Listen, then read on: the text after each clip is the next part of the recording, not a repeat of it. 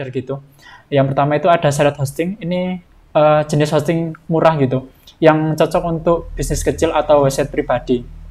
Kemudian ada VPS Hosting, ini hosting untuk pilihan skala medium, kayak toko online atau blog yang skala besar juga. Kemudian ada Cloud Hosting, ini untuk website yang skala besar, tapi dalam artian untuk lonjakan traffic yang tinggi. Jadi misal pengunjung websitenya itu tiba-tiba naik drastis gitu. Nah itu cocoknya pakai Cloud Hosting. Kemudian ada WordPress Hosting. Nah ini untuk mengutamakan fitur WordPress-nya. Jadi pas waktu kita beli paket hosting WordPress ini, maka nanti udah disediain tuh beberapa plugin, beberapa instalasi WordPress yang udah tersedia. Jadi kita tinggal pakai aja. Kemudian yang terakhir ada Dedicated Hosting. Ini untuk server yang mahal gitu. Jadi dikhususkan untuk website-website yang mana itu skalanya itu udah level up gitu. Jadi udah sangat-sangat kayak Tokopedia kayak gitu-gitu. Itu udah levelnya tinggi gitu. Jadi perlu pakai dedicated hosting gitu. Nah, dari beberapa hosting ini aku nyaranin untuk pakai WordPress Hosting gitu. Kenapa? Karena WordPress Hosting udah menyediakan beberapa instalasi WordPress-nya dan beberapa plugin yang dibutuhkan gitu. Jadi kita tinggal pakai nantinya. Nah, terus yang kedua kita perlu instalasi SSL gitu. Nah, apa sih SSL itu? Nah, SSL ini merupakan pengamanan gitu dari sisi URL atau permalink di website kita, yang nantinya dari browser itu sendiri bakalan mengetahui gitu apakah website ini itu aman untuk dikunjungin atau website ini itu tidak aman untuk dikunjungin.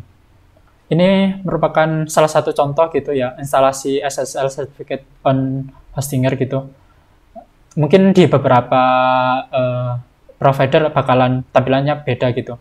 Cuman ini merupakan salah satu contoh instalasinya. Nah, selanjutnya kita perlu memilih gitu tema WordPress yang ramah SEO. Beberapa ketika kita menerapkan SEO, kita juga perlu untuk tema WordPress yang ramah juga. Contohnya di sini ada GeneratePress, StudioPress sama Astra. Itu udah banyak digunain gitu sama teman-teman WordPress developer. Cuman terkadang untuk membangun semua halaman yang tepat itu perlu juga page builder gitu, kayak Divi atau Elementor. Kemudian juga ada beberapa plugin plugin builder lainnya. Terus dari beberapa tema di sini itu biasa mereka juga udah memberikan fitur-fitur gitu, kayak semisal skema markup, terus meta text, meta description yang udah diterapkan juga gitu. Jadi kita tinggal menyesuaikan gitu SEO-nya di tema-tema tersebut. Kemudian yang tidak kalah penting di sini juga kita harus mengizinkan gitu mesin pencari kita itu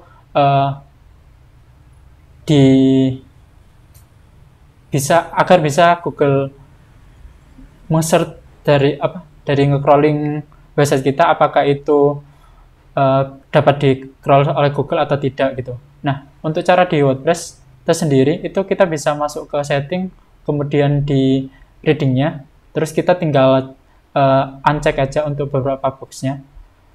Ini salah satu caranya, ada di sini di bagian setting-nya.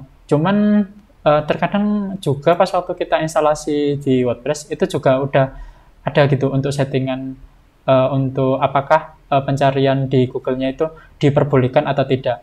Nah, untuk note aja ya, mungkin beberapa hal ini bermanfaat apabila website kita itu udah bisa dipublish gitu. Cuman kalau misal website kita masih staging atau masih dalam tahap development, itu saran saya mungkin dicentang dulu aja agar Google tidak nge-crawl data-data yang masih dalam tahap development. Lanjutannya kita perlu set gitu permalink atau slug di WordPress-nya. Nah, secara default gitu di WordPress itu sendiri menggunakan slug yang ada angkanya gitu, atau mungkin ada tanggalnya. Nah, itu menurut saya itu kurang SEO friendly gitu. Nah, baiknya kita menggunakan post name gitu untuk permalingnya. Nah, untuk caranya kita perlu ke setting terus di bagian permaling. Nah, kita tinggal pilih aja untuk post name-nya gitu. Nah, selanjutnya kita perlu set kategori atau tag untuk SEO-nya. Secara default juga di WordPress menerapkan kategori itu akan ada slug seperti ini. Misal slash kategori slash travel gitu. Nah, cuman beberapa case di mana tim SEO gitu ingin gitu untuk slash kategori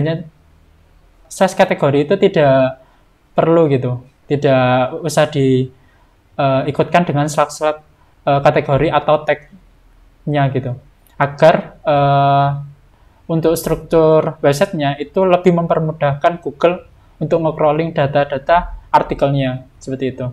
Nah, di sini aku kasih contoh di Yoast SEO untuk cara nge-remove kategori prefix-nya itu tinggal di settingan remove kategori prefix gitu. Nanti tinggal di save aja, nanti otomatis slash kategorinya bakalan hilang. Nah, selanjutnya kita bakalan ngebahas terkait WordPress SEO plugin.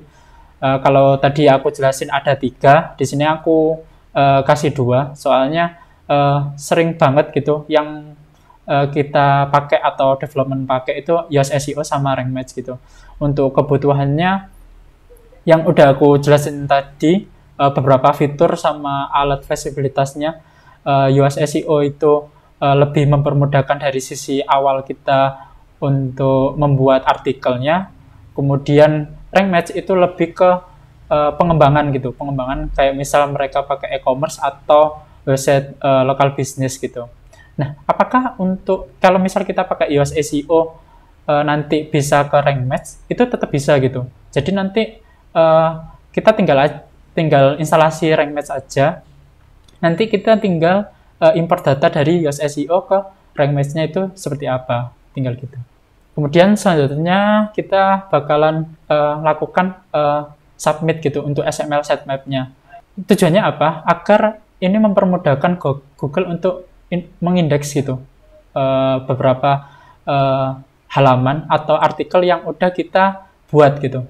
Nah, untuk di Rank Match ini ada gambaran kalau semisal kita tinggal pilih aja sitemap yang pingin kita tampilkan ke Google itu apa aja. Misal di sini ada untuk post tab yang versi untuk post artikel, terus ada project, halaman, sama produk gitu.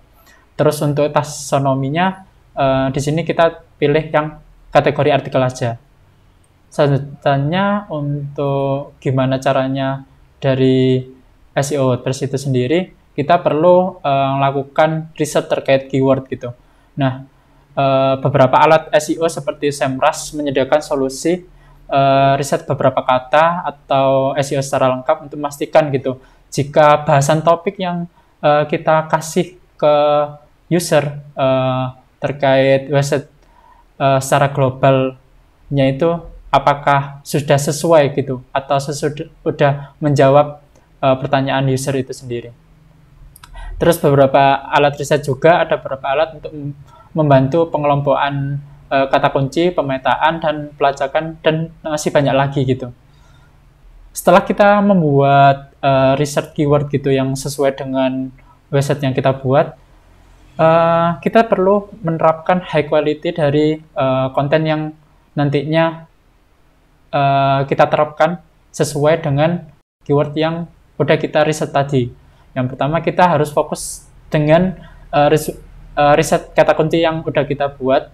Misal tadi kita pakai SEMrush atau pakai Google Keyword Planner gitu untuk menekan kata kunci yang volume pencariannya baik dan persaingannya